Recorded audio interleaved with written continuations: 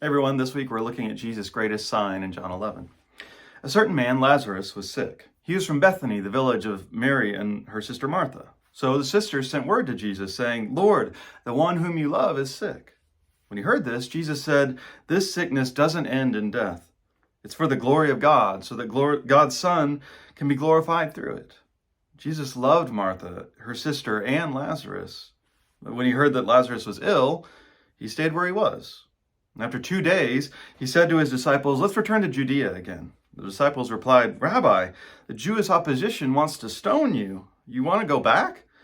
He continued, "Our friend Lazarus is sleeping, but I'm going in order to wake him up." The disciples said, "Lord, if he's sleeping, he'll get well."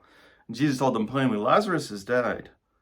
For your sakes, I'm glad I wasn't there so that you can have faith. Let's go to him." Then Thomas said to the other disciples, "Well, let's go too, so that we may die with Jesus." What are you waiting for? Come on. All right, let's go. All right, what's the holdup? How many phrases that mean hurry or it's time to go can you think of? Now, sometimes we say that because things are time sensitive. You do have somewhere to be, or if it doesn't happen in time, bad things will happen. But sometimes we just hate waiting. And so this is the tension I think we're feeling at the start of the Lazarus story. Why does Jesus wait? It's troubling if the only answer you can give is, well, Jesus says, I need to let him die so that I can raise him. Because the implication then becomes that when we're suffering, when we're waiting on an answer from God, it's, well, yeah, God just let this bad thing happen so that he can fix it and show how great he is.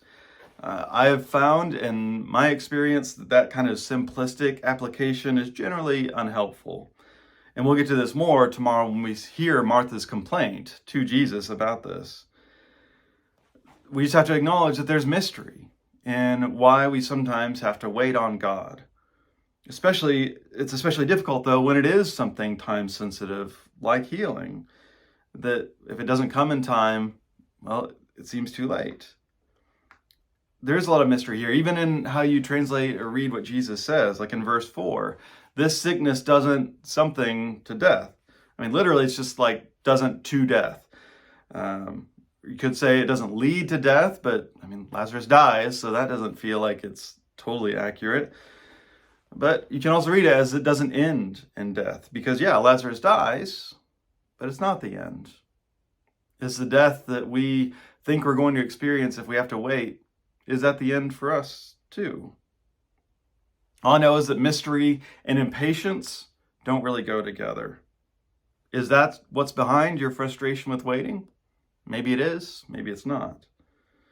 And so when we are resigned to the fact that we're going to have to wait, it seems like there's two options. There's just despair or faith.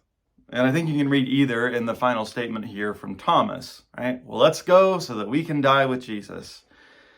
How is he saying that? How do we say it?